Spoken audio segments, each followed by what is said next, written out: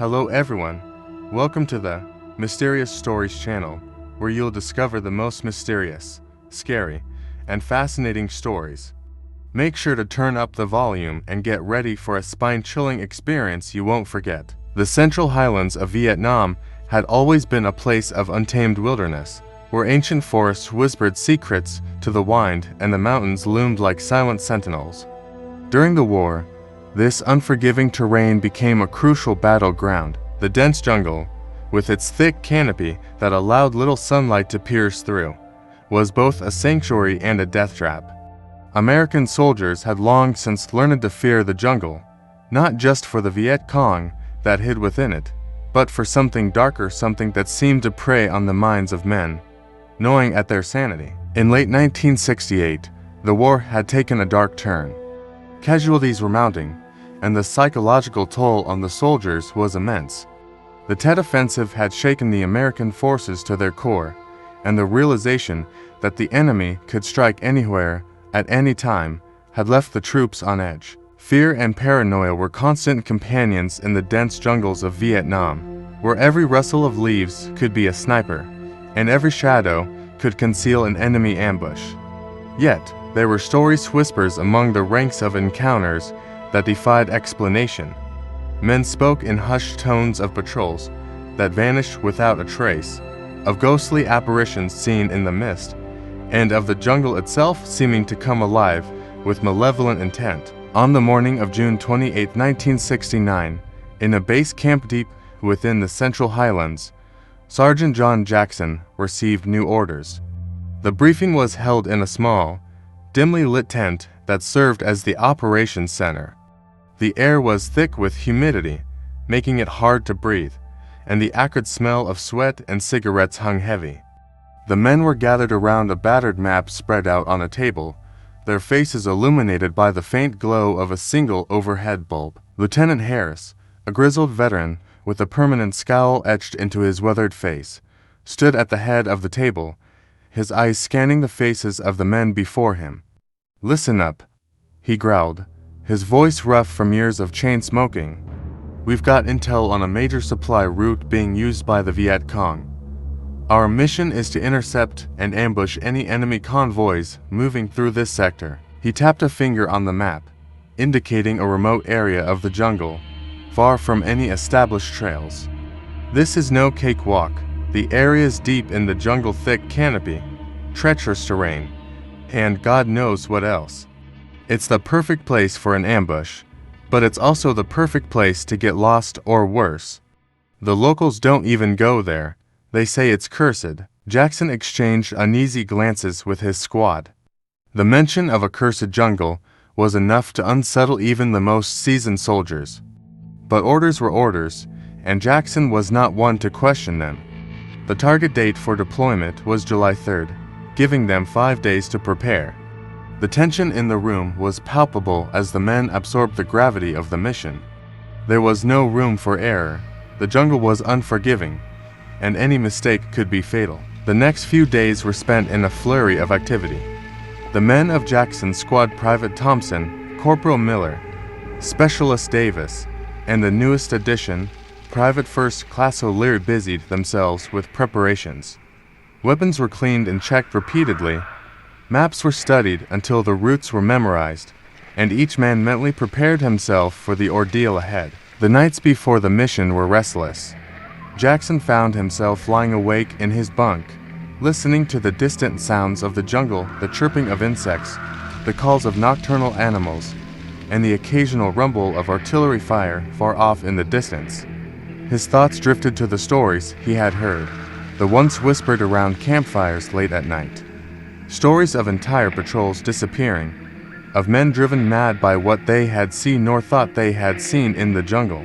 One night, as the men gathered around a small fire outside their tent, O'Leary, the youngest and most inexperienced member of the squad, asked a question that had been on everyone's mind. "Sarge, you ever hear of the Phantom Squad?"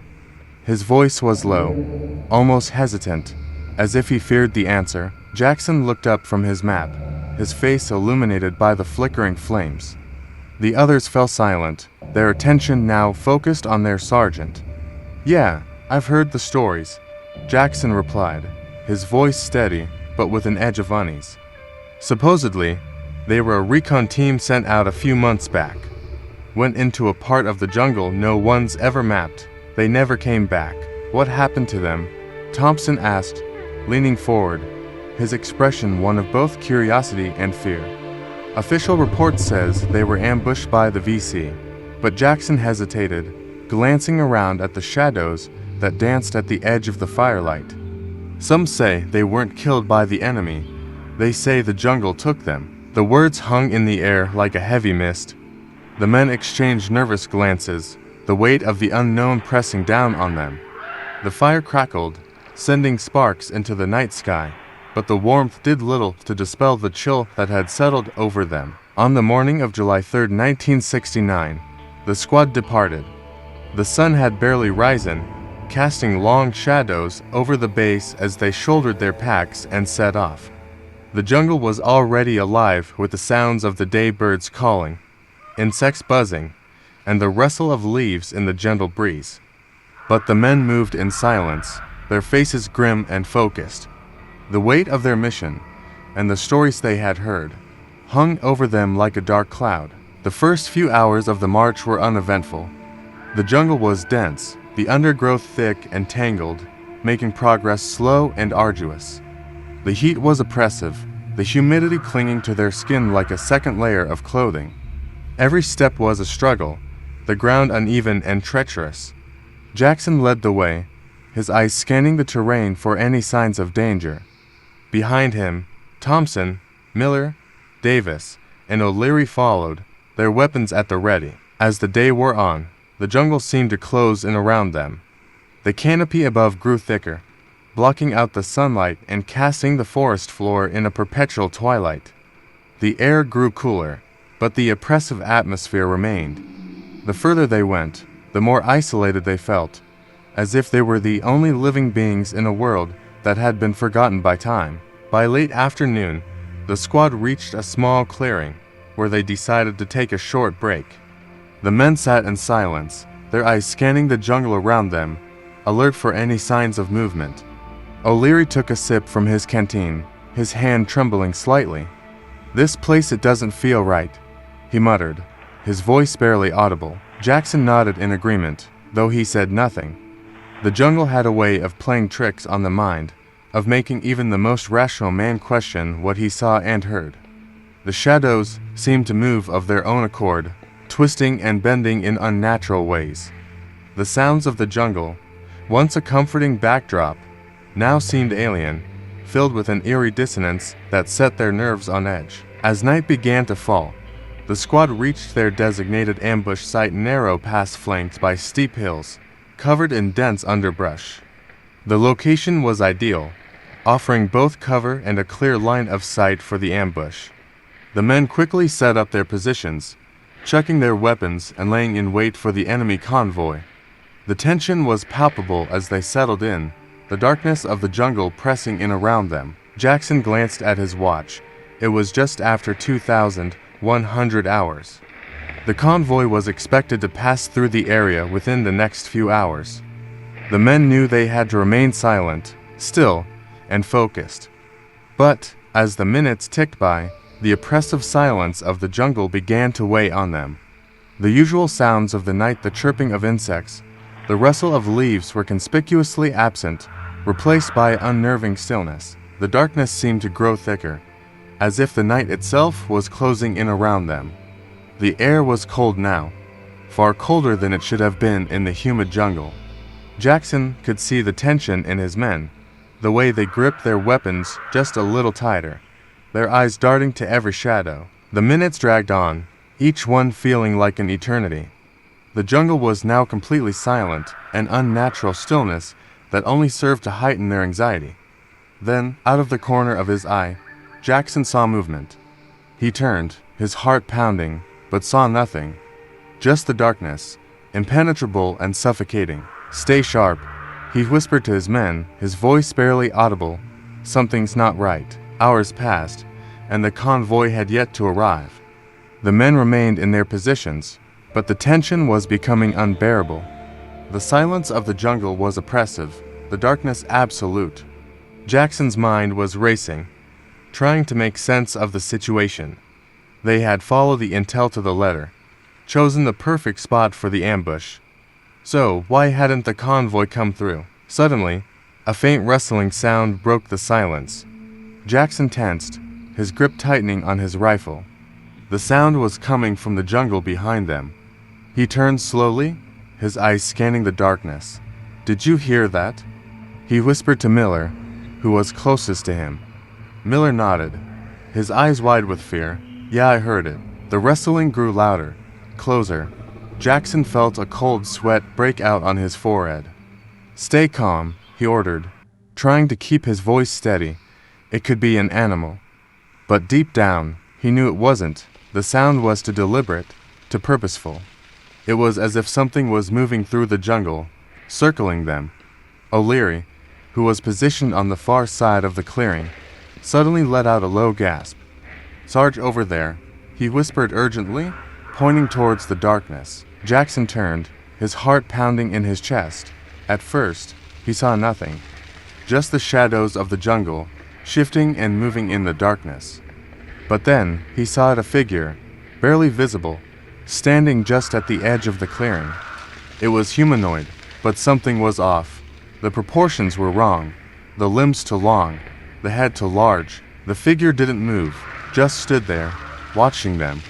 Jackson felt a chill run down his spine. "What the hell is that?"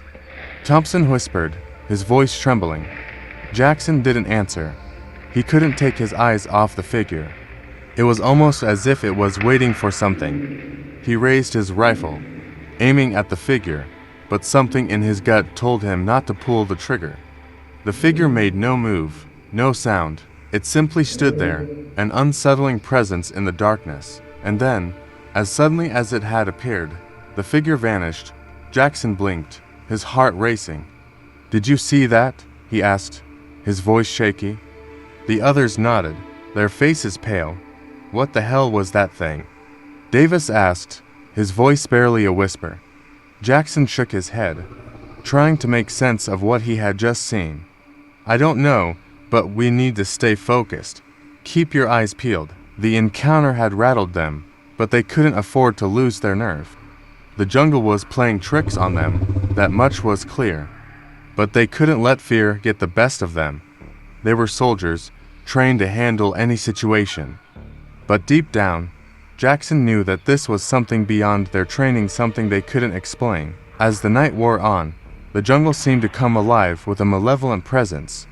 The rustling sounds grew more frequent, more deliberate, as if something was moving through the underbrush, watching them, stalking them. The men were on edge, their nerves frayed. Every sound, every shadow, sent a jolt of fear through them. Then, the whispers started. At first, Jackson thought it was just the wind, carrying the sounds of the jungle through the trees. But the whispers grew louder, more distinct. They were voices faint, disembodied, echoing through the darkness. The words were indistinct, but the tone was unmistakable, taunting, mocking. "Do you hear that?" Miller asked, his voice trembling. Jackson nodded, his grip tightening on his rifle. "Yeah, I hear it." The whispers grew louder, more insistent. They seemed to be coming from all around them, echoing through the trees, the underbrush, the very air they breathed. Jackson felt a cold dread settle over him. The jungle was alive with voices, with the spirits of the dead, and they were not welcome here. The men huddled together, their backs to each other, trying to ward off the encroaching darkness. The whispers grew louder still, filling their minds with dread. Jackson could feel the fear gnawing at him, eroding his sanity.